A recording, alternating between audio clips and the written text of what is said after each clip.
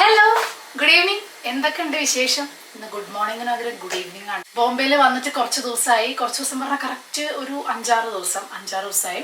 നമ്മൾ ഇന്നത്തെ പ്രത്യേകത എന്താണെന്നറിയില്ലേ? ഇന്ന് 21st ആണ്. നമ്മൾ ഈ വീഡിയോ ഇടുമ്പോഴേക്കും നെക്സ്റ്റ് ഡേ ആവും. ഇന്ന് ലാലേട്ടൻ്റെ ബർത്ത്ഡേ ആണ്. പ്ലസ് ദൃശ്യം 3 റിലീസ് ചെയ്ത ദിവസമാണ്.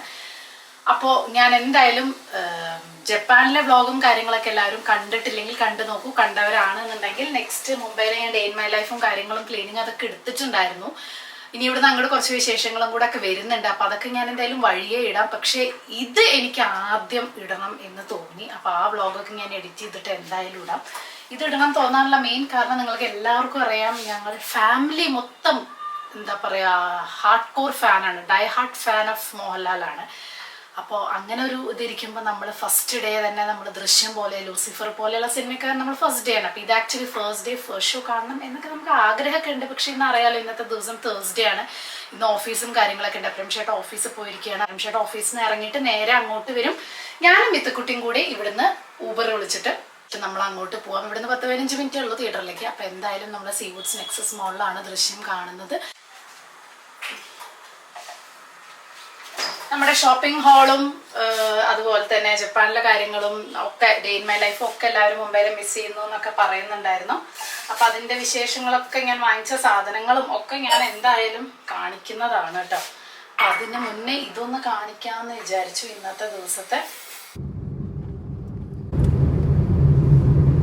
എക്സൈറ്റഡ്. ദൃശ്യം 1 ഉം 2 ഉം കണ്ടു തീർത്തൂല. പ്രതീക്ഷ ഉണ്ടോ 3-ല്? പിന്നാലെ മിത്തുവിന് 2 വയസ്സുള്ളപ്പോഴാണ് ദൃശ്യം 1 ഇറങ്ങിയത്. ഇപ്പോൾ 15 years ആവാൻ പോണു. 15 അല്ല 14.5. യെസ്, മിത്തു അടക്കം ലാലേട്ടൻ്റെ കട്ട ഫാനാണ് അല്ലേ? എല്ലാ സിനിമയും കണ്ടു തീർത്തിരിക്കുന്നത്. പഴയത് നമ്മുടെ 80s 90s എല്ലാ ഫിലിംസും മിത്തുൻ്റെ ഫേവറേറ്റ് ആണ്. സോ ഈ ജനറേഷനും ലാലേട്ടൻ ഫാൻസ് ആണ് അല്ലേ? ലാലേട്ടൻ എന്ന് വെച്ചാൽ ടൈംലെസ് ആളല്ലേ, എല്ലാവർക്കും ഇഷ്ടമാണ്. അതെ, സിനിമകളല്ലേ? അതെ, ടൈംലെസ്. അങ്ങനെ ടൈംലെസ് ആയ വേറെ ആരെ ഇഷ്ടം? ഏത് ഭാഷയിലും ഷാറൂഖ് ഖാൻ ബോളിവുഡില്, മോളിവുഡില് മോഹൻലാൽ പോലെ എല്ലാവർക്കും ഏത് ഇതായിട്ടും കണക്ട് ചെയ്യാൻ പറ്റൂല. സോ അങ്ങനെ നമ്മൾ ഇതാ ഇവിടെ നിന്ന് കണ്ടുമുട്ടി രമേശേട്ടനെ സിനിപോളിസിന്റെ മുന്നിലാണ്. 6 മണിയായി. 6:10 കറക്റ്റ് പോട്ടെ, എന്തെങ്കിലും മിസ്സായാലോ. പോയോ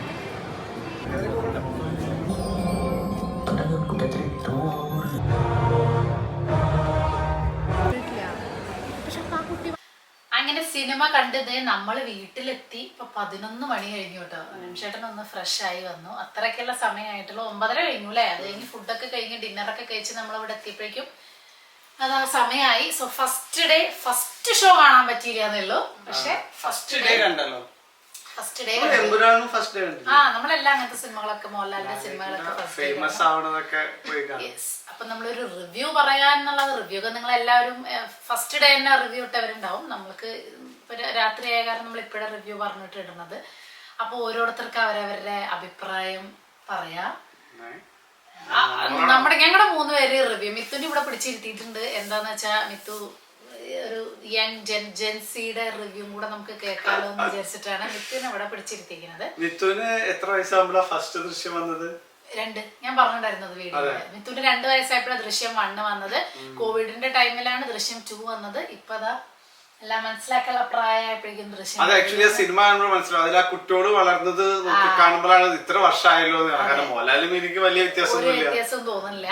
അപ്പൊ സിനിമയിലേക്ക് കടക്കാൻ എന്തായാലും ഫസ്റ്റ് റിവ്യൂ ആരാ പറയണേ? ഞാൻ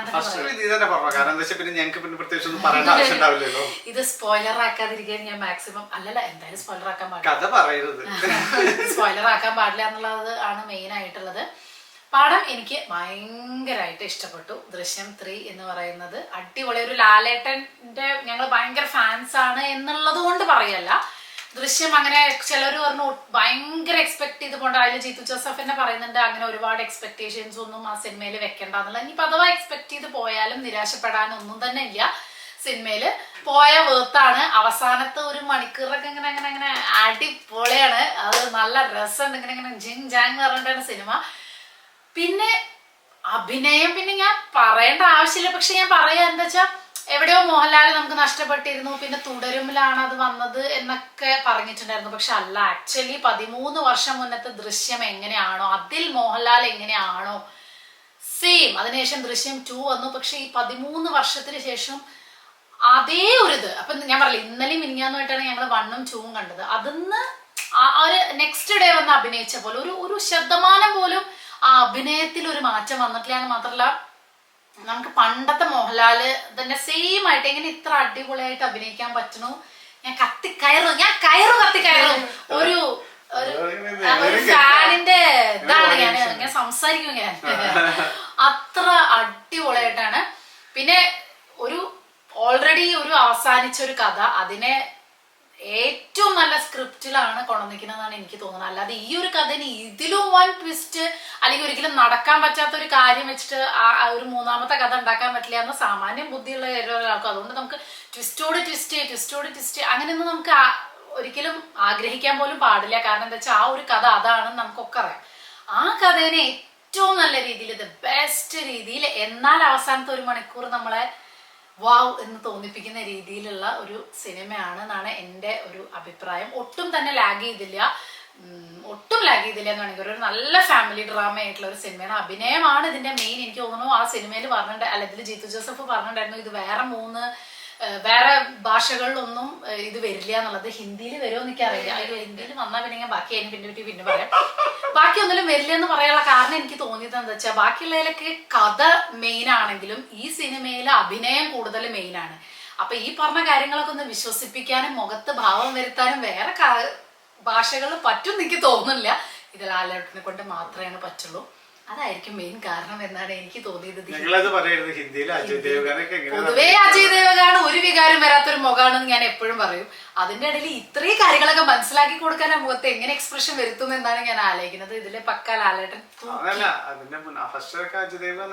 ഇഷ്ടമല്ല, ഞാൻ കാണാറില്ല, തൂക്കി അടിച്ചു എന്ന് വേണമെങ്കിൽ നമുക്ക് പറയാം. അത്ര അടിപൊളിയായിട്ടുണ്ട്. ആ സിനിമയിൽ മാക്സിമം എത്ര കിട്ടും അത്രയുടെ മസ്റ്റ് വാച്ച് ആണ്. നിങ്ങൾക്ക് പോയി കാണാം.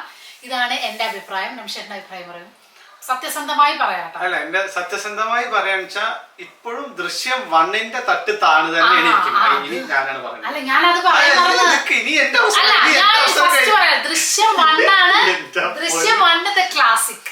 ദൃശ്യം 2 അത് കഴിഞ്ഞിട്ടേ ഉള്ളൂ. ദൃശ്യം 3 അതും കഴിഞ്ഞിട്ടേ ഉള്ളൂ എന്ന് വേണമെങ്കിൽ പറയാം. ആനി പറഞ്ഞു.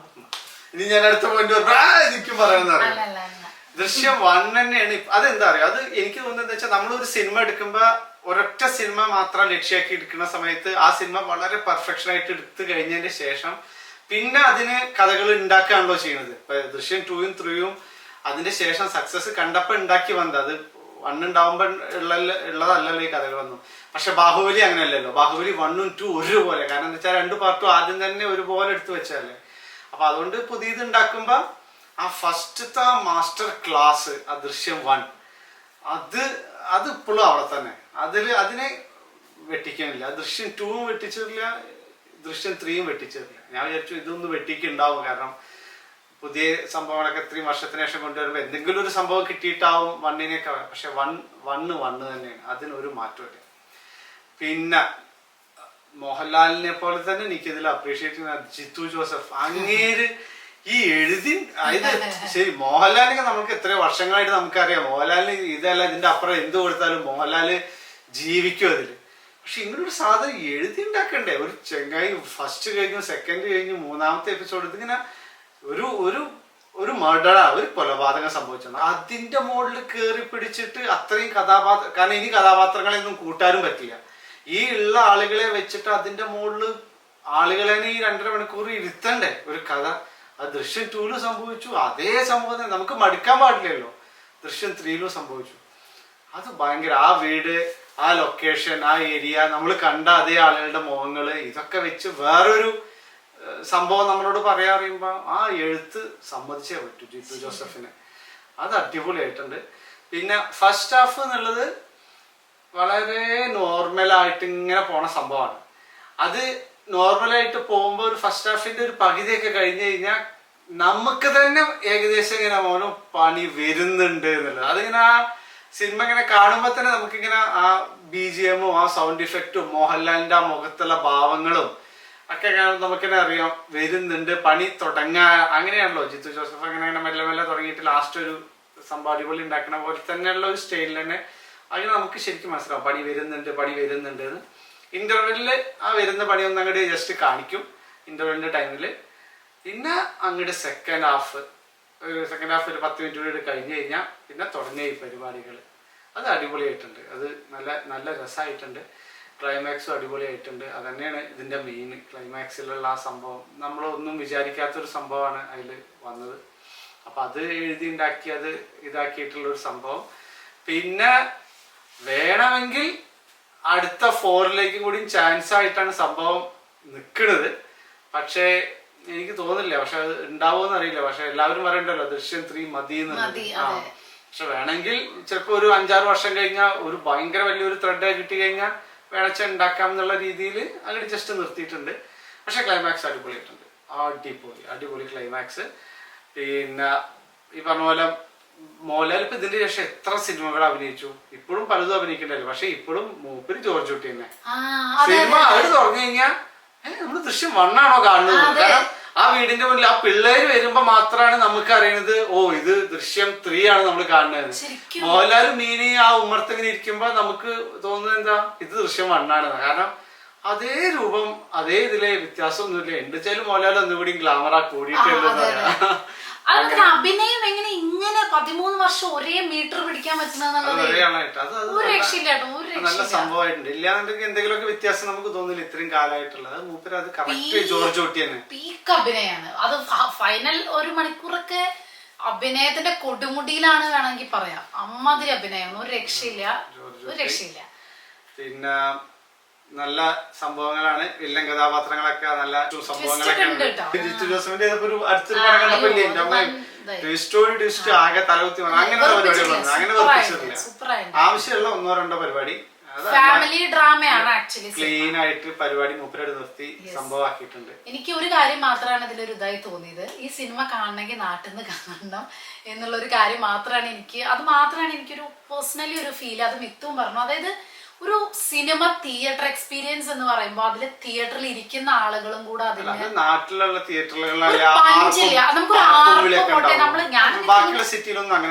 അറിയില്ല എനിക്ക് ബാക്കിയുള്ള സിറ്റിയിൽ ഉണ്ടോ നിങ്ങൾ കമന്റ് ചെയ്യൂ. ഞാനും മിത്തൊക്കെ കുറെ കൈയടിച്ചറിയാതെ, പക്ഷെ മിത്ത് ഒരു ഫീല് കിട്ടുന്നില്ലല്ലോ.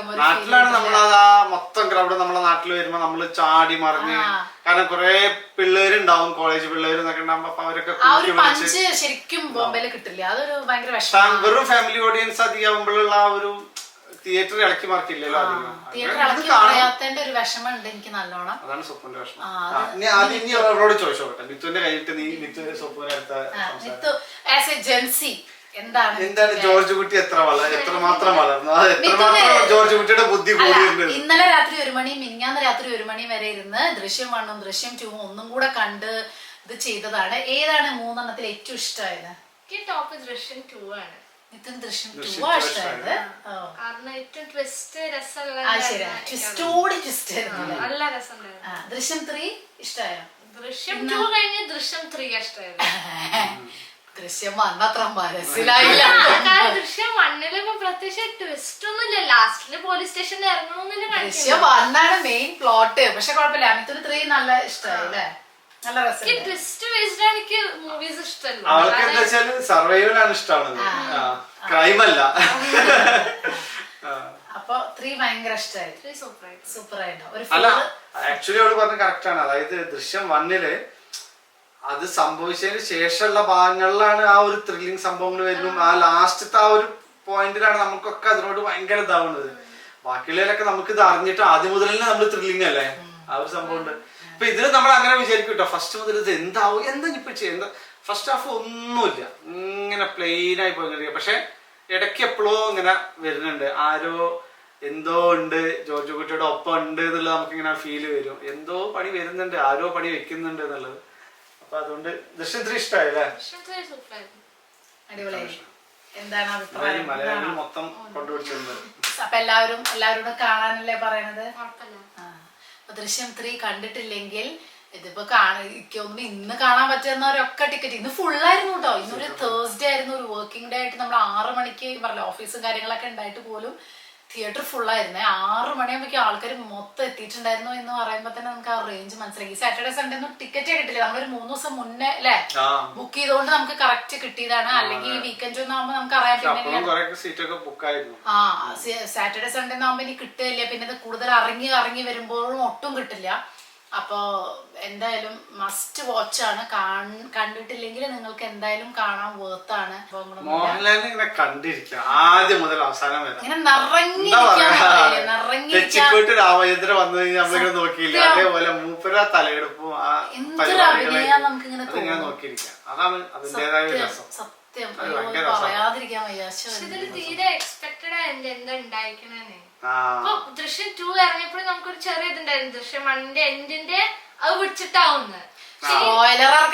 അല്ല, ദൃശ്യം 2 കഴിഞ്ഞില്ലേ, ഇനി എന്താ ചെയ്യാ? ഞാനതായത് ഇത്ര എക്സൈറ്റഡ്. കാരണം ഇനി എന്താ ഉണ്ടാവുക ഒരു ഐഡിയ കിട്ടുന്നില്ലല്ലോ. എന്തെങ്കിലും ഒരു എൻഡ് വേണ്ട, അത് കേറി പിടിക്കാൻ ഒന്നും കേറി പിടിക്കില്ല. അത് ഫസ്റ്റ് ഹാഫ് നമുക്ക് ഒന്നും തോന്നില്ല. കാരണം പ്രത്യേകിച്ച് ഒന്നുമില്ല, ഒന്നും തോന്നുന്നില്ല. ഇനിയിപ്പോ ഏതിലാ കേറി പിടിക്കണം പിന്നെ അങ്ങോട്ട് മനസ്സിലാവും. പിന്നെന്താ വെച്ചാ 2 കൂടി ആക്ച്വലി നമുക്കൊരു ക്ലിയർ ഐഡിയ കിട്ടി. ഇനി ഇവിടുന്ന് അങ്ങോട്ട് അതിനെ പറ്റി ഒന്നും ചെയ്യാൻ ആ ഡെഡ് ബോഡിയിൽ പറ്റില്ല എന്നുള്ളത് നമുക്കൊരു ക്ലിയർ ഐഡിയ ഉണ്ട്. അപ്പൊ പിന്നെ എന്ത് എന്നുള്ളതിൽ ദ ബെസ്റ്റ് സ്ക്രിപ്റ്റ് ആയിട്ട് തന്നെയാണ് ചെയ്തു വെച്ചിരിക്കുന്നത്. നമുക്ക് അങ്ങനെ പറയാനൊന്നും പറ്റില്ല. ഇതിനേക്കാളും അങ്ങനെ ഉണ്ടാക്കരുത്, അങ്ങനെ ഒന്നും ഉണ്ടാക്കാൻ പറ്റില്ല. ഇത് തന്നെ ആ തലയിൽ എങ്ങനെ ഉദിച്ചു എന്നുള്ളതാണ് ഞാൻ ആ ഒരു പ്ലോട്ടിൽ ഇങ്ങനെ ഉണ്ടാക്കണ്ടേ. അതെ, ഇതിനേക്കാളും നല്ല സ്ക്രിപ്റ്റുകളൊക്കെ ഉണ്ടാക്കാൻ പറ്റില്ല. പക്ഷെ ആ പ്ലോട്ടില് ഒരാള് മരിച്ചു കഴിഞ്ഞാൽ അത് പിന്നെ അത് അങ്ങോട്ട് പോടി കുഴിച്ചു മാന്തിയെടുത്ത് പിന്നെ കൊണ്ടുപോയി പിന്നെ എന്താ ആസിഡ് എടുത്ത് കത്തിച്ച് ലാസ്റ്റില് ഫുള്ള് പരിപാടി കഴിക്കും. പിന്നെ ഒരു സിനിമ ഉണ്ടാക്കേണ്ട 2 മണിക്കൂർ ഒരു ബോർ അടിപ്പിക്കാതെ തന്നെ വേണമെങ്കിൽ പറയാം. അപ്പൊ അങ്ങനെ ആലോചിക്കുമ്പോ ഒരു രക്ഷയില്ല. അമ്മാതിരി എഴുത്താണ്. അപ്പൊ എന്തായാലും ഞങ്ങൾക്ക് 3 പേർക്കും ഭയങ്കരമായിട്ട് ഇഷ്ടമായി. ഇതില് വലിയ രീതിയിലുള്ള ഇത് കാണിച്ചിട്ട് ഹീറോയിസ് അത് എനിക്ക് ഭയങ്കര ഇഷ്ടമായി. കാരണം ഇത് അങ്ങനെ വേണിച്ചാൽ കാണിക്കുന്നു. ഭയങ്കര BGM ഒക്കെ ഇട്ടിട്ട് ആ ചെയ്ത പരിപാടികളൊക്കെ ഒന്നും കൂടിയൊക്കെ മാസ് ലെവലില് അങ്ങനെയൊന്നും ചെയ്തില്ല. അത് വളരെ ജോർജ് കുട്ടി എന്ന് പറയുന്നത് ആ കുടുംബം രക്ഷിക്കുന്ന ഒരാളാണ്. സാധാരണക്കാരല്ലേ, 4ാം ക്ലാസ്സുകാരൻ. അപ്പൊ അതുകൊണ്ട് മൂപ്പര ചെയ്ത പരിപാടിയും ആ ഒരു ലെവലിൽ തന്നെ മൂപ്പര ചെയ്യണം. മൂപ്പരും എല്ലാം നടന്നു പോകണം. അതിങ്ങനെ ബാക്ക്ഗ്രൗണ്ടിൽ പറയണ എന്താണ്. അപ്പൊ അത് നല്ല രസമാണ്. മാസ് കാണിക്കണമെന്നില്ല, കാരണം അങ്ങനെയല്ലേ ചെയ്തത്. നല്ല ഇഷ്ടപ്പെട്ടു. അപ്പൊ എല്ലാവരും കാണാത്തവരുണ്ടെങ്കിൽ ഉടനെ തന്നെ ടിക്കറ്റ് എന്നാ കിട്ടാന്നറിയാം. നാട്ടിലൊക്കെ എപ്പോ കിട്ടാനാടാവൂലെ ടിക്കറ്റ്, കാരണം അത്രയും തിരക്കായിരിക്കില്ലേ. അപ്പൊ എന്തായാലും ഇപ്രാവശ്യം എത്ര കോടി തൂക്കും എന്നറിയില്ല. ഇങ്ങനത്തെ നല്ല നല്ല സിനിമകളൊക്കെ ഇനി 200 ഉറപ്പല്ലേ. ഫസ്റ്റ് ഡേ തന്നെ എത്രയോ ആയി തോന്നുന്നു. ഇതും ഈ റെക്കോർഡും എല്ലാത്തിന്റെയും റെക്കോർഡ് ലാലേട്ടന്റെ റെക്കോർഡെന്നെ ലാലേട്ടൻ തകർത്ത് ആർമാദിച്ച് ഇന്ന് ബർത്ത്ഡേയും കൂടെയാണ്. സോ അപ്പൊ എന്തായാലും അടിപൊളി. അപ്പൊ ലാലേട്ടന് 100 വർഷം ഇതുപോലെ അടിച്ചു പൊളിച്ച് ജീവിക്കാൻ പറ്റട്ടെ. അപ്പൊ 225. അതെ. അപ്പൊ നാട്ടിൽ പോയിട്ട് ഒന്നും കൂടെ കാണണം എന്നുണ്ടായിരുന്നു. പക്ഷെ നാട്ടിലാണ് ശരിക്കും, ആക്ച്വലി നമ്മള് നാട്ടിലാണ് മെയില് വെക്കേഷൻ ഉണ്ടാവാറ്. അപ്പൊ നമുക്ക് ശരിക്കും ആ ഒരു ഫീല് കിട്ടിയിരുന്നു. സാരല്ല, നമ്മൾ നന്നായി എൻജോയ് ചെയ്തില്ല, അത് മതി. അപ്പൊ എന്തായാലും ഇന്നത്തെ വീഡിയോ നമുക്ക് തൽക്കാലം നിർത്താല്ലേ. അപ്പൊ അപ്പൊ നമ്മളെ 3 പേരും തംസപ്പ് ആണ്, തംസപ്പ് സിനിമയ്ക്ക്. ഇനി സന്തോഷമായിട്ട് കിടന്നുറങ്ങട്ടെ. എത്ര ദിവസമായി കാത്തിരിക്കണല്ലേ. സത്യം പറയട്ടെ, ഇത് ആരും വിശ്വസിക്കാറില്ല. ഞങ്ങള് മിനിങ്ങാന്ന് പറയാം, അമിത്ത് പറയുന്നത് അമ്മ ഇനി 2 ദിവസം കൂടിയുള്ള ദൃശ്യം കാണാൻ. നമ്മൾ വല്ല ട്രിപ്പ് പോണമല്ലോ, അമ്മ ഇനി 2 ദിവസം കൂടിയുള്ള ദൃശ്യം കാണാൻ, ഇനി 1 ദിവസം കൂടിയുള്ള ദൃശ്യം കാണാൻ. അങ്ങനെ നമ്മള് എക്സൈറ്റഡ് ആയിട്ട് ഇരുന്ന ഒരു സിനിമയാണ് ആക്ച്വലി. കാരണം അങ്ങനെ വല്ലപ്പോഴുള്ള ഒരു സിനിമ വരില്ല. തുടരുമായിരുന്നു ഇങ്ങനെ ഉണ്ടായിരുന്നത്. പക്ഷെ തുടരും നമുക്കൊന്നും അറിയണ്ടായിരുന്നില്ല. പക്ഷെ ഇത് നമുക്ക് അറിയായിരുന്നു ഒരു സിനിമ. അറിഞ്ഞിട്ടും അറിയണ്ടായിരുന്നില്ല എന്താ നടക്കുക. പക്ഷെ തന്നെ നമുക്ക് ദൃശ്യം എന്നുള്ളൊരു ഫീൽ ഉണ്ടായിരുന്നു. അതെ. അപ്പൊ എന്തായാലും നമുക്ക് ഇഷ്ടപ്പെട്ടു. നല്ല രസമുണ്ടായിരുന്നു സിനിമ. എനിക്ക് നല്ല ഇഷ്ടപ്പെട്ടു, നല്ല രസമുണ്ടായിരുന്നു, അടിപൊളി. അപ്പൊ എന്തായാലും ഇതാണ് ഞങ്ങളുടെ റിവ്യൂ, ഞങ്ങളുടെ ഒപ്പീനിയൻ. അപ്പൊ കാണാത്തവർക്ക് ധൈര്യമായിട്ട് പോയി കാണാം. നിരാശരാവില്ല എന്ന് ഉറപ്പാണ് കേട്ടോ. ബൈ.